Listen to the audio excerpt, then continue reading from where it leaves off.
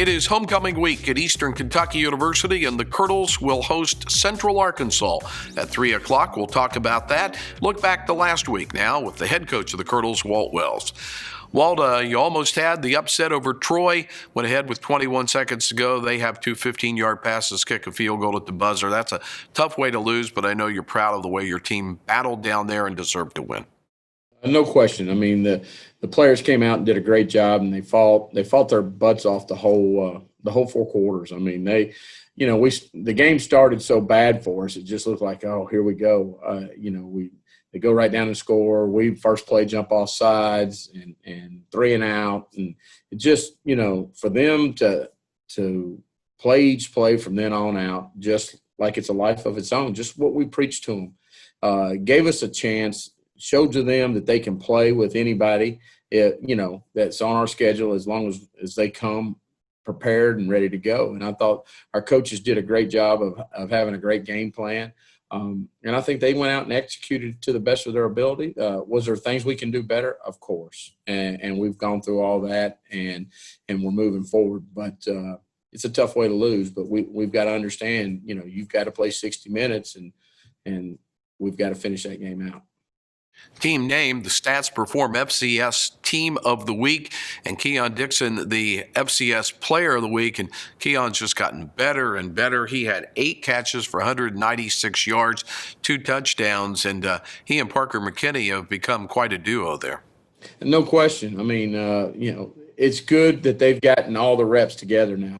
And you can see that paying off. Parker's doing a great job of placing the ball where it needs to be, and Keon's doing a great job of getting open and working his craft throughout the week. Him and Coach Cox, Caleb, I think you just see his growth happening over and over. And the other thing is he's getting some confidence, and the confidence is what's really helping him because he's physically gifted. And now that he understands everything that's going on and he's got the confidence to go do it, hopefully he'll continue to do what he's been doing. I don't see why he won't. Now comes another really good team, Central Arkansas, playoff team last year, picked before everything changed and they split things to be the Southland Conference champ this year. They were ahead of North Dakota State, the juggernaut of FCS football, in the mid part of the fourth quarter up in Fargo. So Central Arkansas 3-3 on the year. Very good football team. Their head coach was a great quarterback. They have 3 quarterbacks on their staff, and they have a good quarterback as well on the field now. So this is going to be quite a challenge on homecoming. Well, I guess it's the quarterbacks against the O-line, right? Yeah, exactly. O-line coaches, former O-line coaches on our staff. So we'll see where it goes from there. But they're a really good football team, and they're well coached.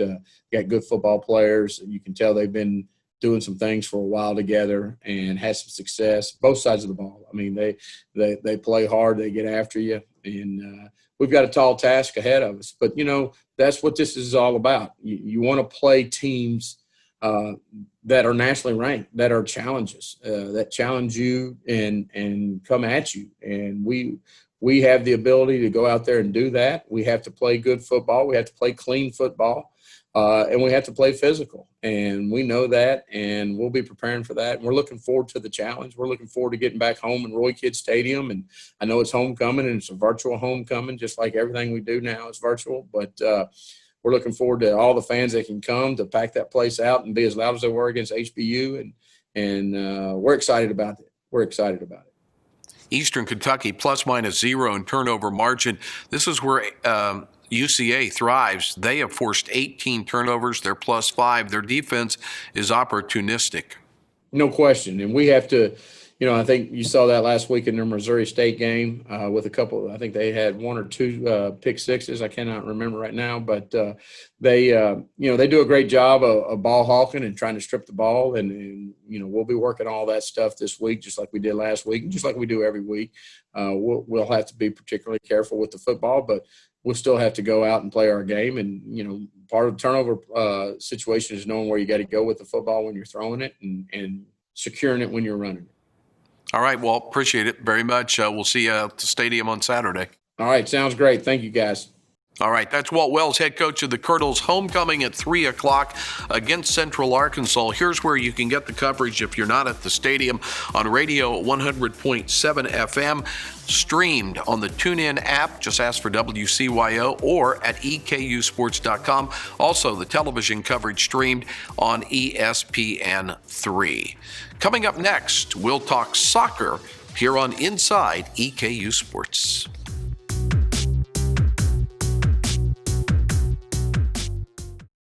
At EKU, we believe education is the solution to challenging times.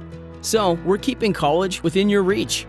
This year, we're freezing tuition, dining, and housing fees, increasing financial aid for incoming students, and you can apply for free. We call it the EKU Advantage. Earn your degree on campus, online, or both. It's your choice. To learn more, visit advantage.eku.edu.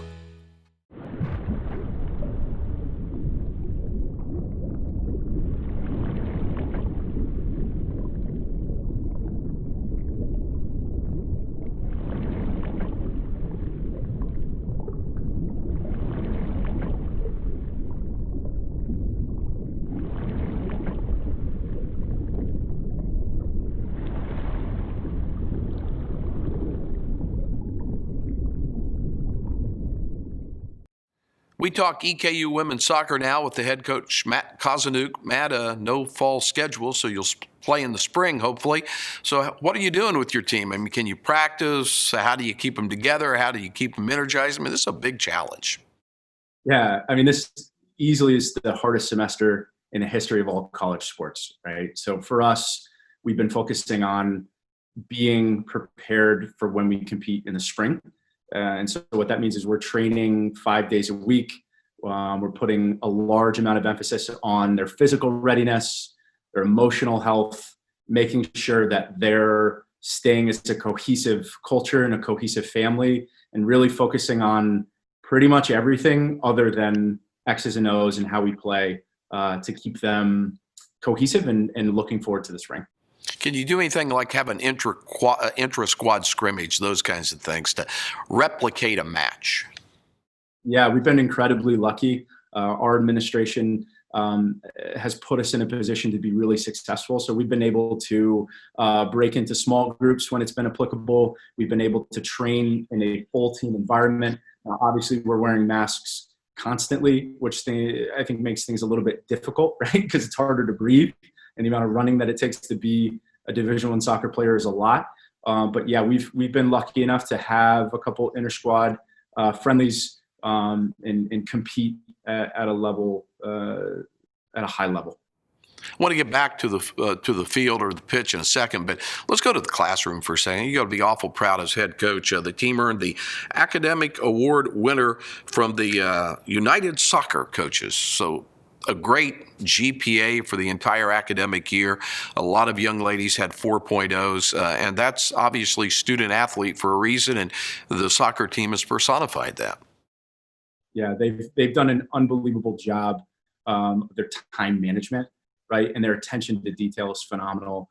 I think the number for us and for our family and the way that we operate academically, it's not about the GPA number. It's about the amount of effort that you put into that. And so I think some people that maybe in the past could have coast by a 3.6 and been happy with a 3.6, now they're pursuing a 3.8 or 3.9 and trying to take it to the next level, so to speak. But they're a brilliant, mature group of women, and I think they represent this university and they represent our family culture incredibly well every day. When you do play soccer, hopefully in the spring, it expects to be a conference-only schedule, but you can qualify for an NCAA tournament berth. So what do you want in year two that you didn't see out of your team in year one? I know you're going to be very young when I look at your roster. 2/3 of them are either freshmen, redshirt freshmen, or sophomores.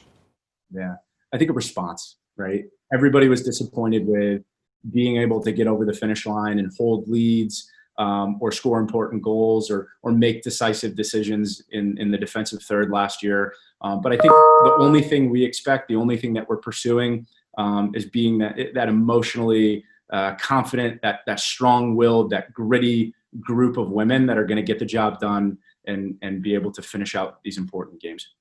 Okay, Matt, good to catch up with you. Hope to see you out at the outfield, maybe March, hopefully, and we'll play. Fingers crossed. Thanks. Yeah, fingers crossed. We're gonna make it work. All right, Matt Cosinuke, the soccer coach at EKU. And that does it for another edition of Inside EKU Sports. Like and follow all of these social media pages to keep up with Colonel Athletics. And we'll see you at Roy Combs Stadium on homecoming Saturday. And as always, go Big E.